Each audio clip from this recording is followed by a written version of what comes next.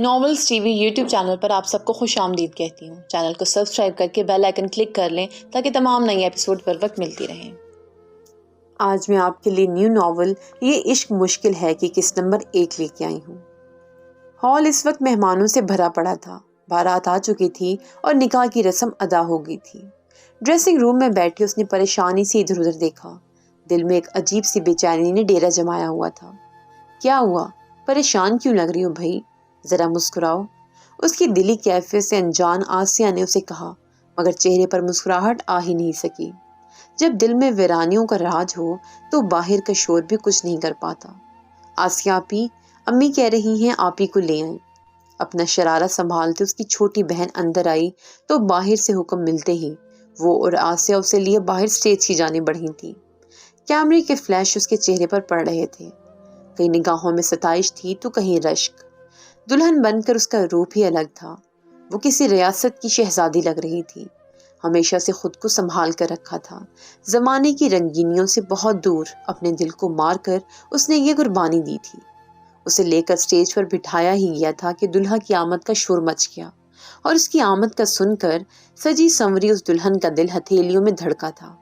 وہ پوری شان سے سٹیج پر آ کر اس کے سامنے کھڑا ہوا تو لوگوں نے ان کی جوڑی کو سراہا، مگر یہ سراہنا محض کچھ وقت کا تھا۔ اپنی آوارگی چھپانے کو میں ہی ملا تھا تمہیں، مگر اچھا ہوا وقت رہتے مجھے تمہاری بدکاری کا علم ہو گیا۔ لوگوں کے شور کو چیرتی اس شخص کی تیز آواز گونجی تو سب کو سانپ سونگ گیا۔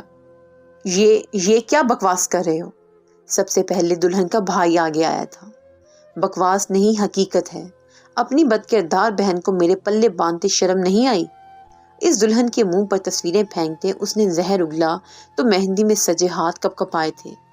اس میں اتنی ہمت نہیں تھی کہ اپنے لیے کچھ بول سکتی۔ دماغ خراب ہو گیا تیرا؟ کیا بکواس کر رہا ہے؟ کیا ہے یہ سب؟ اتنے لوگوں کے سامنے اس طرح کا تماشا؟ دلہے کا باپ آگے آیا تھا، مگر وہ تو جیسے سب سوچ کر بیٹھا تھا۔ میں مزید اس تماشے کا حصہ نہیں بن سکتا اور نہ اسے اپنی بیوی کی حیثیت سے قبول کر سکتا ہوں، اس لیے میں اسے آپ سب کی موجودگی میں طلاق دیتا ہوں، طلاق دیتا ہوں، طلاق دیتا ہوں۔ اس کے منہ سے جملے ادا ہوتے ہی ایک زناٹے دار تھپڑ اس کے منہ پر پڑا تھا۔ اس کا باپ دل تھام کر ایک طرف لڑکھڑایا، وہیں اس کی ماں نے اپنی آنکھوں سے قیامت دیکھی۔ کچھ لمحے پہلے جو 3 لفظ اسے اس شخص سے باندھ گئے تھے، اب یہ 3 لفظ اسے سہاگن سے طلاق یافتہ و بدکردار بنا گئے تھے۔ یہ صدمہ اتنا شدید تھا کہ وہ بنا کچھ بولے ہی ہوش و حواس سے غافل ہوئی تھی۔ سڑکوں پر رواں دواں ٹریفک، لوگوں کی بھیڑ، اور اسی بھیڑ کا ایک حصہ وہ تپتی دھوپ میں کتاب کا سایہ خود پر کیے گاڑی کے منتظر۔ اف اللہ جی، یہ گاڑی کیوں نہیں آئی ابھی تک؟ اب تو اتنا ٹائم ہو گیا ہے۔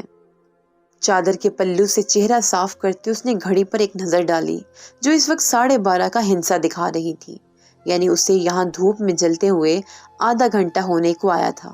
کالج تو کب بند ہو چکا تھا۔ ہائے اللہ، آج ہی سب کچھ ہونا تھا۔ کاش موبائل ہی لے آتی، کم از کم بابا کو کال ہی کر لیتی۔ دھوپ سے بحال وہ سخت مضطرب تھے۔ ادھر ادھر دیکھتے وہ کبھی گھڑی دیکھتی تو کبھی ناک پر ٹکا چشمہ ٹھیک کرتی۔ اب تو روڈ پر بھی سناٹا ہونے لگا تھا کہ اتنی گرمی میں کوئی پاگل ہی یوں کھڑا ہوگا۔ ہاتھ کے پشت سے چہرہ صاف کرتے اس نے ایک بار پھر امید بھری نظروں سے روڈ کے بائیں جانب دیکھا تو آنکھوں میں چمک سی آئی تھی۔ چہرے پر چھائی بیزاری ایک دم خوشی میں تبدیل ہوئی تھی۔ یہ مزاج کی تبدیلی سامنے آتی گاڑی کو دیکھ کر مزید بڑھتی جا رہی تھی کہ اتنے میں ایک سیاہ مہران اس کے سامنے آ کر رکی تو اس کی اٹکی سانس بحال ہوئی۔ شکر ہے تم آ گئے، میں کب سے انکل کا انتظار کر رہی ہوں، مگر وہ آئے ہی نہیں۔ کھڑکی سے اندر دیکھتے اس نے فوراً دکھڑا رویا۔ پہلے اندر بیٹھ جاؤ، پھر سارے رونے رو لینا، اور میری بھی کچھ سن لینا بہنا۔ عزیر کی بات پر وہ جلدی سے دروازہ کھولتی اندر بیٹھی، اور پھر اس کے بیٹھتے ہی عزیر نے گاڑی سٹارٹ کی تھی۔ اب بتاؤ نا، اب کیوں چپ بیٹھے ہو؟ پتا ہے میں کب سے اتنی گرمی میں کھڑی ہوں، اوپر سے سناٹا، مجھے تو وحشت سی ہونے لگی تھی۔ ارے انکل کی وین خراب ہو گئی تھی تو انہوں نے بابا کو کال کر دی تھی، میں ایک جگہ پھنس گیا تو آنے میں وقت لگ گیا۔ اوہ چلو کوئی نہیں، ویسے بھی کچھ دنوں کی بات ہے، پھر جان چھوٹے گی ان راستوں سے۔ کتاب بیگ میں واپس رکھتے اس نے اپنا رخ کھڑکی کی جانب کر لیا، کیونکہ یہی تو کام تھا جو اسے بے حد پسند تھا۔ مختلف لوگوں کو دیکھنا ان کے چہروں کو کھوجنا اور پھر خود سے ہی کہانی بننا۔ اپیا، تمہارے سسرال والے آ رہے ہیں پرسوں۔ وہ جو باہر کے مناظر کو دیکھ کر مسکرا رہی تھی، عزیر کی بات پر اس کے مسکراتے لب سمٹے تھے۔ خود کو کمپوز کرتے اس نے مسکرا کر عزیر کو دیکھا۔ کوئی نئی بات بتاؤ عزیر، تایا ابو اور تائی امی تو ہر دوسرے تیسرے دن ہی آئے ہوتے ہیں۔ خود کو نارمل ظاہر کرتے وہ ہنس کر بولی تو عزیر بے ساختہ ہنس دیا۔ بات تو تمہاری بھی صحیح ہے، اب مہمان کم ہی پڑوسی زیادہ لگتے ہیں۔ عزیر کے شرارتی انداز پر وہ بے ساختہ ہنس دی۔ چلو دھیان سے گاڑی چلاؤ اور مجھے میرا کام کرنے دو، عزیر کو کہتے وہ واپس سے کھڑکی کی جانب متوجہ ہوئی تھی، مگر چہرے پر چھائی مسکراہٹ اب کہیں چھپ سی گئی تھی۔ السلام علیکم امی۔ گھر میں داخل ہوتے ہی اس نے زور سے سلام کیا تو صوفے پر بیٹھی کوثر بانو نے کھڑکی سے جھانک کر اسے دیکھا۔ وعلیکم السلام، شکر ہے آ گئی، مجھے تو فکر لاحق ہو رہی تھی، اوپر سے تمہارے بابا بھی آج مصروف تھے۔ اس کا بیگ لے کر سائڈ پر رکھتے انہوں نے کہا تو فریج سے پانی کی بوتل نکال کر وہ ان کے پاس آ بیٹھی۔ امی آج اتنی گرمی ہے کہ حد نہیں، اوپر سے کوئی شیلٹر ہی لگا دے یہ گورنمنٹ، مجھے تو لگا تھا میں بے ہوش ہو جاؤں گی۔ بس میں بابا سے بات کرتی ہوں، خود لانے کی ڈیوٹی سنبھالیں یا عزیر کو ہی دے دیں، ویسے ہی حالات اتنے خراب ہیں۔ نہیں امی، ایسے نہیں کریں گی، آپ جانتی ہیں نا وین والے انکل کو کتنی ضرورت ہے پیسوں کی، میری وجہ سے ان کی سیٹنگ میں مسئلہ ہو جائے گا، اور وہ کون سا روز لیٹ آتے ہیں۔ عادت سے مجبور اس نے فوراً سے منع کیا تو وہ گہرا سانس بھر کر رہ گئی۔ اچھا تم جاؤ کپڑے تبدیل کرو، میں کھانا لگاتی ہوں۔ ٹھیک ہے، مگر عائشہ کہاں ہے؟ نظر نہیں آ رہی۔ ادھر ادھر نظر دوڑاتے اس نے اپنی چھوٹی بہن کو ڈھونڈا۔ یہاں نہیں ہے، مدرسے گئی ہے، تم بھی کھانا کھا کر نماز پڑھو، مجھے بازار بھی جانا ہے، تمہارے تایا تائی آئیں گے۔ اسے طویل جواب دیتے وہ کچن کی جانب بڑھیں تو وہ اندر کمرے میں آ گئی۔ آنے والے مہمانوں کا نام سن کر حلق تک کڑوا ہو جاتا تھا، مگر وہ اچھی بیٹی تھی، اسے اچھی بیٹی بن کر ہی رہنا تھا۔ کھانا کھا کر نماز سے فارغ ہو کر وہ بیڈ پر لیٹی تو دل و دماغ میں کئی الجھنیں تھیں۔ میٹرک کرتے دوران ہی تایا تائی نے اسے اپنے بڑے بیٹے کے لیے مانگ لیا تھا۔ وہ اس رشتے کے خلاف تھی بھی نہیں، مگر اب گزرتا وقت اسے عجیب سی الجھن میں لپیٹ لیتا۔ یہ تو اس کی زندگی کا مقصد نہیں تھا۔ اف، ایک تو یہ دماغ میرا، اپنی سوچوں سے جھنجھلاتے اس نے کروٹ لی۔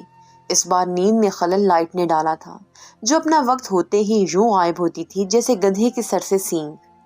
سخت جھنجھلاہٹ کا شکار ہوتے وہ اپنی جگہ سے اٹھ بیٹھی تھی۔ نیند تو اب اس کے نصیب میں تھی نہیں۔ وہاج، وہاج، دیکھو ذرا اس لڑکے کو، ایسے کانوں میں روئی ٹھونس کر بیٹھتا ہے کہ بندہ آوازیں دے دے کر پاگل ہو جائے، مگر مجال ہے جو یہ سن لے۔ سیڑھیاں چڑھتے سلمہ بیگم اوپر اس کے کمرے میں داخل ہوئیں تو بستر پر اوندھے منہ لیٹا وہاج ایک دم سے سیدھا ہوا تھا اور فوراً سے موبائل سائڈ پر رکھا۔ یہ کیا طریقہ ہے امی؟ بندہ آنے سے پہلے دروازہ ہی بجا دیتا ہے۔ نواب صاحب، میں تجھے کب سے آوازیں دے رہی ہوں، مجال ہے جو تیرے کانوں میں جوں ڈینگے، تو مجھے خود آنا پڑا۔ اس کے کمر پر دھپ رسید کرتے انہوں نے کہا تو اس کے منہ کے زاویے بگڑے تھے۔ اب بولیں بھی کیا کام ہے، کیوں آوازیں دے رہی تھیں اور کیوں اوپر آنا پڑا؟ تیرے ابا کا فون آیا تھا، ٹھیکیدار نے بلایا تجھے ان کے۔ اف بھائی، کتنی بار کہا ہے کہ نہیں کرنی مجھے غلامی کسی کی، ابا کو آخر سمجھ کیوں نہیں آتی؟ تو کیا یوں ہی بے روزگار بیٹھا رہے گا؟ پرسوں جا رہے ہیں شادی کی بات کرنے اور تو ہے کہ بے روزگار۔ تو یہ بات چچا کو کون سا پتا ہے؟ اور امی میں پہلے ہی بتا رہا ہوں، بنفشے کو گھر بٹھانے کی ضرورت نہیں ہے، پہلے ہی بول دینا چچا کو کہ شادی کے بعد نوکری کراؤں گا میں، تو اس کی نوکری کو چھوڑ اپنی ڈھونڈ۔ تیرے چچا پوچھیں گے تو کیا جواب دیں گے ہم؟ ارے بھائی وہی بولنا جو اتنے وقت سے بولتے آ رہے ہو، کون سا چچا نے جا کر وہاں معلوم کر لینا ہے۔ ڈٹائی سے کہتے وہ اپنی جگہ سے اٹھا تو سلمہ بیگم سر تھام کر رہ گئی۔ یہ لڑکا تو ہاتھوں سے ہی نکلتا جا رہا ہے، کرتی ہوں اس کے ابا سے بات، جلد از جلد شادی کریں تاکہ کچھ ذمہ داری کا احساس ہو۔ غصے سے بڑبڑاتے وہ اس کا پھیلاوا سمیٹنے لگی، جبکہ ان کو بڑبڑاتے دیکھ کر وہ موبائل اٹھا کر باہر آ گیا اور موبائل میں نمبر ڈائل کر کے اس نے موبائل کان سے لگایا۔ دوسری طرف سے کال فوراً اٹھائی گئی۔ سوری جان، یار ڈیڈ کی کال تھی، ایک اہم کال تھی، لاکھوں کا نقصان ہو جاتا میرا۔ اوہ سوری وہاج، مجھے پتہ نہیں تھا، خیر آپ کام کر لیں۔ دوسری طرف سے اس بیچاری نے شرمندگی سے کہا۔ ارے میری جان، اٹس اوکے، میں بس جا ہی رہا تھا، ڈرائیور گاڑی نکال رہا ہے، میں بعد میں بات کرتا ہوں۔ اس سے کہتے فون کاٹ کر اس نے گہرا سانس بھرا۔ اف، آج تو امی نے جان ہی نکال دی تھی۔ اپنی کھٹارا بائک نکالتا وہ ایک بار پھر آوارہ گردی کے لیے نکل چکا تھا۔ امی میں جا رہی ہوں، خیال رکھیے گا۔ چادر کو اچھے سے لیتے اس نے گیٹ کھولتے اس نے وہیں سے ہانک لگائی اور چھپاک سے باہر غائب ہوئی تھی۔ وین آ چکی تھی اور اس کا مزید لیٹ ہونے کا کوئی ارادہ نہیں تھا۔ اف، ایک تو یہ لڑکی ہمیشہ ہوا کے گھوڑے پر سوار رہتی ہے۔ گیٹ بند کرتے وہ اندر آئیں تو سامنے ہی تخت پر عبدالعزیز صاحب براجمان تھے۔ کیا ہو گیا بھائی؟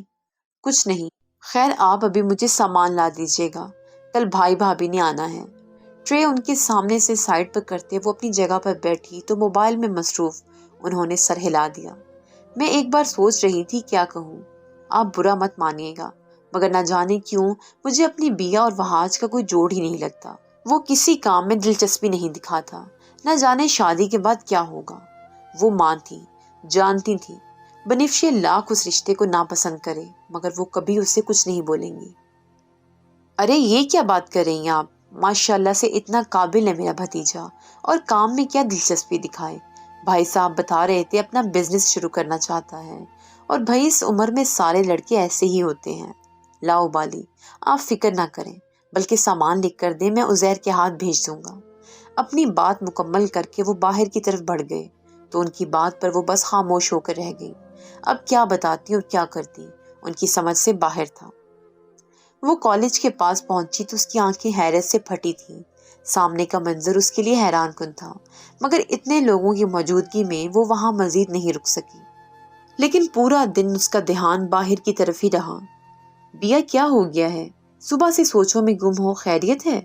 آسیہ صبح سے اس کے سوچوں میں گھرا دیکھ رہی تھی۔ جب رہا نہ گیا تو آخرکار اس نے پوچھ ہی لیا۔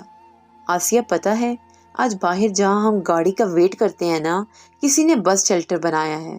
مطلب یار، راتوں رات اتنا اچھا اور زبردست۔ ہاں تو کسی کو آ گیا ہوگا تم جیسی مظلوم پر ترس، جو کل اتنا وقت دھوپ میں کھڑی رہی ہے۔ آسیہ کی بات پر اس نے کھینچ کر ایک مکہ اسے مارا تو وہ کھل کر ہنس دی۔ اس میں جھوٹ بھی تو نہیں ہے، ایک کمسن لڑکی گہری کالی غلافی آنکھوں والی، جس کی گال پر پڑتا ڈمپل اسے سب سے منفرد بناتا ہے، اوپر سے مجزاد یہ چشمہ۔ آسیہ کی تعریف پر وہ ایک دم جھیم گئی، اور اس کے انداز پر آسیہ نے اسے اپنے ساتھ لگایا۔ حد ہو گئی آسیہ، کوئی بہت ہی بدتمیز ہو تم۔ لو جی، میں نے کیا کیا؟ اب سامنے والا تعریف کے قابل ہے تو اچھا اچھا بس۔ اس کی بات کاٹتے اس نے آسیہ کو سٹاپ کیا تھا۔ ایک بات بتاتی چلوں، میں منگنی شدہ ہوں، کوئی شہزادہ آ بھی گیا تو میری زندگی میں اس کی کبھی جگہ نہیں بنے گی۔ اپنی بات بولتے بولتے اچانک اس کے لہجے میں اداسی گھلی تھی، مگر اسے اپنا آپ چھپانا آتا تھا۔ کالج سے باہر نکلتے وہ اس شیلٹر کے نیچے کھڑی ہوئی تو سائیڈ میں لگے فین نے اسے مزید حیرت سے دوچار کیا تھا۔ یہ کون لینڈ لارڈ آ گیا ہے؟ آسیہ کی حیرت بھری آواز پر اس نے کندھے اچکائے۔ یقین کرو، کوئی ہیرو ہی ہوگا جس نے یہ کیا۔ بس کر دو آسیہ، ہماری زندگی میں کسی ہیرو کی انٹری نہیں ہو سکتی، نکل آؤ اس خیالی دنیا سے۔ اسے کہتے وہ سامنے سے آتی وین کی طرف بڑھ گئی۔ کمرے میں اس وقت اندھیرا تھا، فقط ایک چیز تھی جو اس کمرے کو روشن کی ہوئی تھی، وہ تھی کھڑکی سے آتی سنہری روشنی۔ سگریٹ کا گہرا کش لیتے اس نے سامنے ٹیبل پر ایش ٹرے میں سگریٹ کو مسلا تو ساتھ رکھی فائل پر اس کی نظر پڑی۔ اس پر بڑے بڑے حرفوں میں کسی کا نام لکھا تھا۔ وہ نام پڑھتے اس کے سامنے کسی کا عکس نمایا ہوا تھا، بنفشے عبدالعزیز۔ اس نام کو زیر لب دہراتے وہ دھیما سا مسکرایا تھا۔ یونیورسٹی میں آج معمول سے زیادہ بھیڑ تھی، اور وجہ تھی آج ہونے والا اسٹوڈنٹ ویک، جس میں کبھی نہ آنے والے بھی آ کر یونی کو ملاقات کا شرف بخشتے تھے۔ زین، حد ہو گیا یار، وہاں سب انجوائے کر رہے ہیں اور تو یہاں لائبریری میں سر کھپا رہا۔ ریاض کب سے اسے ڈھونڈتا پھر رہا تھا، جو اسے بالآخر مل ہی گیا تھا۔ مجھے قطعی کوئی شوق نہیں ان فضول چیزوں کا، مجھے اپنا اسائنمنٹ کمپلیٹ کرنا ہے، اور اب میں گھر جا رہا ہوں۔ بکس اٹھاتا وہ بیگ پہنتا باہر کی جانب بڑھا تو ریاض اس کے پیچھے لپکا۔ ابے یار رک جانا، تھوڑی دیری سے ہی۔ ریاض پلیز، پھر کبھی سہی، ابھی بہت کام ہے، اوپر سے میں کافی دنوں سے گھر نہیں گیا ہوں تو امی سے بھی ملنے جانا ہے۔ ریاض کو سہولت سے انکار کرتا وہ باہر کی جانب بڑھا تھا۔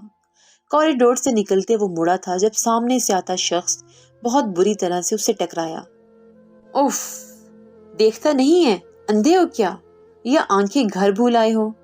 اپنے سر کو مسلتے وہ بری طرح اس پر چلائی تو ذہن نے تعجب سے اس مغرور لڑکی کو دیکھا تھا جو خود موبائل پر دیکھ کر چل رہی تھی اور الزام اس پر لگا رہی تھی۔ میری آنکھیں یہی ہیں، برائے مہربانی اپنی آنکھوں اور زبان کا علاج کروائیں۔ اسے جواب دیتا وہ اس کی سائڈ سے نکلا تھا جب اسے رکنا پڑا کیونکہ اس کا ہاتھ سامنے والی کی گرفت میں تھا۔ اس اچانک حملے پر وہ ایک دم شاکڈ ہوا۔ وہیں وہ غصے سے پلٹتے اس کے سامنے آئی تو لمحے کو اس کی شخصیت نے سامنے والے کو حیران کیا تھا، مگر خود کو سنبھالتے وہ اپنی ٹون میں فوراً واپس آئی۔ میرے آگے زبان چلانے سے کچھ حاصل نہیں ہوگا، شرافت سے مجھ سے معافی مانگو تم۔ غصے سے اس کا ہاتھ جھٹکتے وہ غرائی تو زین نے بغور اس کا جائزہ لیا۔ جو میک اپ کی دکان بنی اس کے سامنے تھی، اسے سخت کوفت ہوئی تھی اس کی اہلیت سے۔ اب میرے راستے میں مت آنا، میرے پاس تم جیسی لڑکیوں سے بحث کا وقت نہیں، دو ٹوک انداز میں اسے کہتا وہ وہاں سے نکلتا چلا گیا، جبکہ اس کے اتنے برے طریقے سے جواب پر وہ سر تپا سلگ اٹھی۔ آرزو کیا ہوا؟ یہاں کیوں کھڑی ہو؟ یہاں سے چلو، مجھے یہاں ایک پل نہیں رہنا۔ ردا، کیا ہوا ہے؟ تمہارا موڈ کیوں خراب ہے؟ کچھ نہیں ہوا، فی الحال چلو یہاں سے، اس سے پہلے میں یہاں کا سارا فنکشن برباد کر دوں۔ غصے سے کہتے وہ واک آؤٹ کر گئی تو ردا اس کے پیچھے بھاگی کیونکہ اس سے واقعی کوئی بعید نہیں تھی کہ وہ کیا کر جائے۔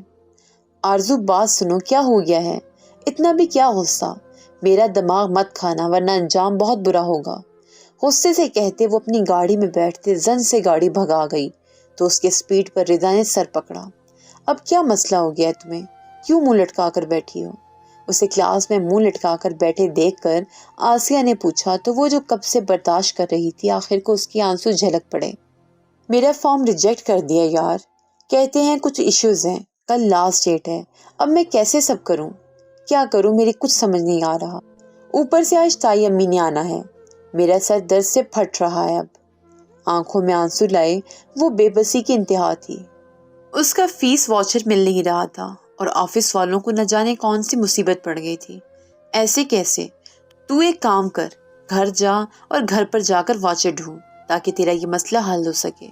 کچھ نہیں ہوگا، اب یہ کالج والے اتنے پاگل نہیں ہیں کہ تیرا سال ضائع کر دیں۔ وہی تو، مگر سر تو میری بات سننے کو تیار ہی نہیں ہے، کہتے ہیں لاپرواہی کی سزا ہے یہ۔ یار اب اس میں میری کیا غلطی ہے؟ چادر سے چہرہ صاف کرتے اس نے سر جھکا لیا۔ کوئی بات نہیں، ہم کل مل کر چلیں گے اور بات کریں گے ان سے، ابھی گھر چلتے ہیں، تیری وین بھی آنے والی ہے۔ اس کا موڈ بحال کرتے وہ اسے لیے آگے بڑھی تھی مگر اس کا خراب موڈ ٹھیک نہیں ہو پایا۔ پورا راستہ وہ اپنی الجھنوں میں گرفتار رہی۔ گھر جانے کا ذرا سا بھی دل نہیں تھا۔ پہلے اسے خیال آیا عارفہ کے گھر چلی جائے مگر پھر اس کی جاب کا یاد آنے پر اس کا دل برا ہو گیا۔ گھر پہنچ کر بھی وہ خاموشی رہی۔ کیا ہو گیا آج؟ کیوں خاموش ہو؟ طبیعت ٹھیک ہے؟ اسے اوندھے منہ بستر پر لیٹے دیکھ کر کوثر بیگم کو پریشانی ہوئی تھی۔ کچھ نہیں ہوا، بس تھک گئی ہوں، نیند آ رہی ہے۔ سونا نہیں، تمہارے تایا تائی آنے والے ہوں گے، جلدی سے جا کر تیار ہو جاؤ ورنہ پھر ان کی شکوے شکایتوں کی ایک لمبی لسٹ برداشت کرنی پڑے گی۔ اس کے کپڑے نکال کر سامنے رکھتے وہ خود باہر چلے گئی تو کپڑوں کو دیکھ کر اس کا موڈ خراب ہو گیا مگر وہ لاکھ چاہنے کے باوجود اس رشتے سے انکاری نہیں ہو سکتی تھی۔ باپ کی خواہش کے آگے وہ اپنی خوشیوں کو ترجیح نہیں دے سکتی تھی۔ آپی آپ کچھ بولتی کیوں نہیں ہیں؟ آپ کو وہاج بھائی نہیں پسند تو صاف انکار کر دیں ورنہ میں کر دوں گی۔ دماغ خراب ہے عائشہ، چپ کر جاؤ، بابا نے سنا تو کیا سوچیں گے؟ کیا سوچیں گے کا کیا مطلب آپی؟ یہ کوئی ایک دو دن کی بات تو ہے نہیں، کچھ نہیں ہوتا۔ ویسے بھی تائی اماں نے کہا ہے شادی کے بعد بھی میں آگے پڑھ سکتی ہوں، تو آپ کو کچھ بھی بولنے کا فائدہ ہی نہیں ہے۔ میں جا رہی ہوں باہر، تائی امی لوگ آ گئے ہیں لگتا ہے۔ اس کی باتوں کو نظر انداز کرتے وہ باہر آ گئی جہاں اس کے تایا تائی بیٹھے تھے۔ انہیں سلام کرتے وہ کچن میں آ گئی۔ باہر سے ان لوگوں کی باتوں کی آوازیں آ رہی تھیں اور موضوع گفتگو اس کی شادی تھی۔ وہ لوگ شادی کی بات کرنے آئے تھے تو بالآخر وہ دن آنے والا تھا۔ یہ محفل رات تک چلی مگر اس کا دل ہر چیز سے اچاٹ ہو گیا تھا۔ اس کی اور وہاج کی شادی 3 مہینے بعد کی رکھی گئی تھی۔ تائی نے تو یہاں تک کہہ دیا تھا کہ اگر وہ نوکری کرنا چاہتی ہے تو کر سکتی ہے۔ سب کچھ تو اس کے حق میں تھا مگر پھر بھی ایک خلش سی تھی جو اسے چبھ رہی تھی۔ اگلے دن وہ اپنی پریشانی میں کالج آئی تھی، مگر حیرت انگیز طور پر بنا اس کے کچھ کیے اس کا مسئلہ حل ہو چکا تھا۔ یہ دوسری بار تھا جب بنا کچھ کہے اس کے مسئلے حل ہوئے تھے۔ آسیہ تو اس سب کے پیچھے کسی خفیہ عاشق کو ڈھونڈ رہی تھی، مگر وہ کہاں ان باتوں پر یقین رکھتی۔ اس کی زندگی میں سوائے اس کے گھر والوں کے کوئی تھا ہی نہیں۔ اس اپارٹمنٹ میں اس وقت سناٹے کا راج تھا۔ لائٹس آف تھیں، جبکہ بالکنی سے آتی روشنی کو اس کمرے کو روشن کر رہی تھی۔ اپارٹمنٹ میں قدم رکھتے اس نے ہاتھ بڑھا کر لائٹس آن کی تو پورا اپارٹمنٹ روشنی میں نہا گیا۔ کوٹ اتار کر سائیڈ پر رکھتے اس نے شرٹ کے اوپری 2 بٹن کھول کر اپنے قدم بالکونی کی طرف بڑھائے تھے۔ آستین کو کوہنیوں تک فولڈ کرتے اس نے جیب سے ایک سگریٹ نکال کر لبوں سے لگایا۔ تا حد نگاہ اندھیرے کا راج تھا، پورا چاند اپنی روشنی بکھیر رہا تھا۔ ایسے میں وہ تھا اور اس کی تنہائی، اپنوں سے کوسوں دور وہ یہاں تھا۔ گہری کالی آنکھیں سرخ ہوتی جا رہی تھیں۔ انگلیوں کی پور سے سر کو مسلتے اس نے گہری سانس فضا میں چھوڑی اور اپنے کمرے میں آ کر بیڈ پر گرنے کے سے انداز میں لیٹا۔ پرسوچ انداز، ماتھے پر پڑے بل، سوچوں کے گرداب میں الجھا وہ ایک دم مسکرایا۔